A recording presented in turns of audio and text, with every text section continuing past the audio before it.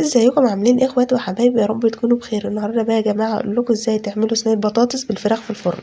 طبعا انا هقولها لكم على السريع كده، بس الطريقه كامله على قناتي. لو عايزين الطريقه هسيب لكم الرابط في صندوق الوصف. طريقه سهله وبسيطه وكمان الطعم روعه. اول حاجه يا جماعه بقطع البطاطس، طبعا بقطعها مكعبات. بعد كده بفرم الطماطم، والطماطم لازم تفرمي فيها بصله وثوم وفلفل. وبعد كده بتحطيها بقى على البطاطس. تمام. بجيب بقى الفراخ بعد ما اغسلها كويس بالملح، بقطعها حتت كده صغيره واحطها بقى في الصينيه، واحط عليها بقى الطماطم. تمام.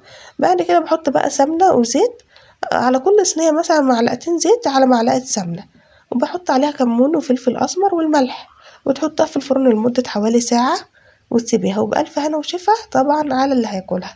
معاها بقى رز بشعرية زي ما انتوا شايفين كده. ايه رأيكم بقى في الطريقة؟